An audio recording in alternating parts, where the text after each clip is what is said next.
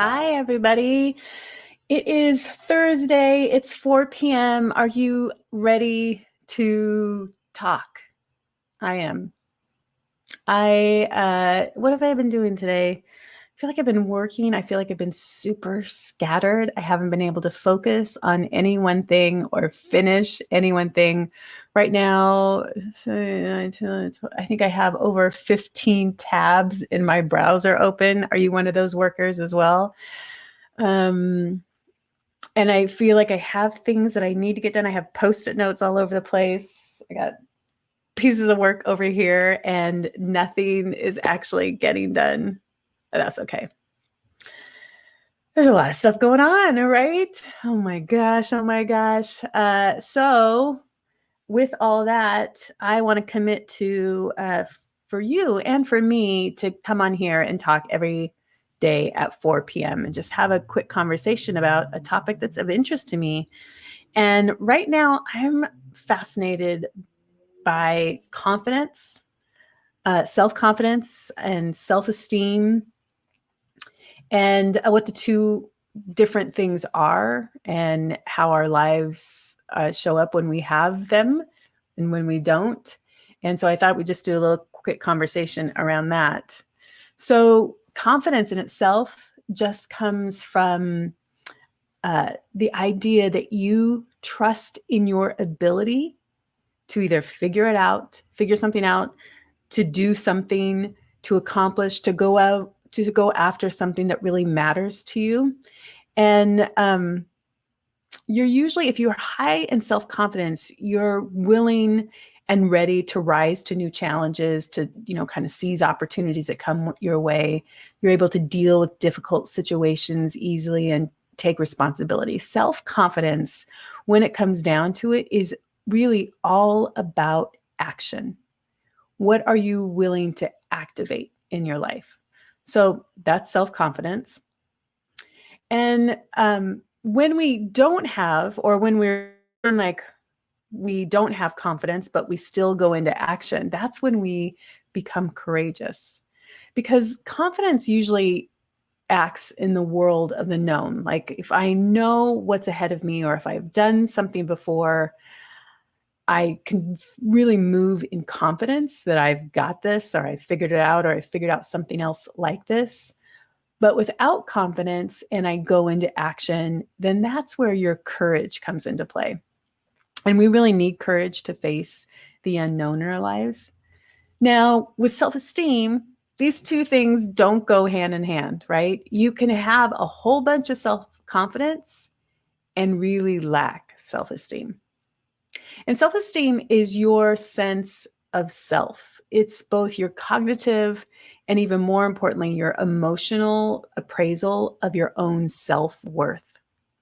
So when I said you can have a high level of confidence and low level of self-esteem, we all know, those actors, those singers, the people who could go out in front of a stage of thousands of people with big confidence and own a room. And yet they are messes behind the scene. They're alcoholics, they're drug addicts, their whole self-worth is so devalued. And sometimes ending up in suicide, they just can't deal with their such low self-esteem. So when we think about that, the difference between self-confidence, which is your trust in your ability to go after something, to go into action, and self-esteem being your assessment of your worth, you can see where we get into a lot of problems more with our self-esteem, especially nowadays, because so much of our self-esteem is our view of the world and also our view of what other people think of us. And when we view that as low, our self-esteem can go from super strong to super being punched out in a matter of moments based on what someone thinks of us, right? So when we have high levels of self-esteem, that's when we are, respectful of ourselves, respectful of our body. We have a high level of health and community. We're involved in our communities. We have a deep respect for our environment. We also don't fear failure or rejection as much when we have higher levels of self-esteem. You can imagine the person who has low self-esteem and they get one more punch to the gut, they're down. They're down for the count. But if you have higher levels of self-esteem, you're able to take that hit, feel it, absorb it. It's painful, but it doesn't define you. And your resiliency, skills kick in and you're able to bounce back pretty quickly. When we think of self-esteem, it is all the stuff that is in our mental junk drawer, all the thoughts and beliefs that have given to us that aren't actually our own. When you think of it, little kids who haven't yet been affected of the world have huge high levels of self-esteem. They can't stop saying, watch me, I'm going to do this thing. And it's really just tying their shoes. But the world punches people. The world can really take the gas out of people. And without the skill set to be able to recognize that, oh, that's not actually my stuff to carry, that's other people's stuff to carry, that's when your self-esteem can really take a hit. And I was going to say, and in this world of social media and comparison and seeing what everybody else is doing, that's where that self-esteem can really falter. So what is the antidote for all that? Well, one of the things that I think is super important is self-compassion. So when we have low self-esteem, we can become our own worst abuser. We become the person that, the voices in our head that I don't think are actually us. They're from the mental junk drawer that we all have. But we start listening to it as if it does belong to us, that voice. And, the things that we're willing to listen to in our head that we say to ourselves as truth, we think is truth. You would not say that to anyone else. You'd never say that to a friend who might be in a similar situation.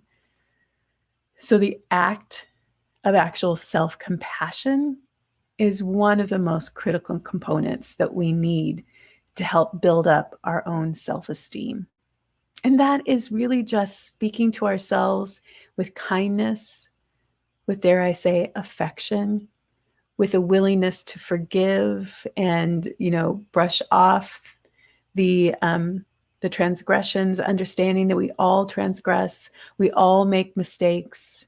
And if we can take a moment and pause and learn from it, well, then it's a gift in that. That self-compassion voice, that's the thing that will help us all build our own self-esteems. It's not looking to social media. It's not thinking you have to keep acting with confidence. This, people who have all the degrees in the world are high achievers, dare say a current president, highest position in the land, maybe the lowest self-esteem you could imagine. And so how do we actually come to a place of having higher self-esteem for ourselves, an awareness of our worth, an awareness of our value? It comes through being self-compassionate. More than self-love. It's not giving pedicures. It's not getting massages, though those things are great. It is the act of being compassionate to yourself. Well, that's my talk today, my friends. I hope you have a great Thursday. I hope everything is well in your world, and I'll catch you again tomorrow. Bye, everybody.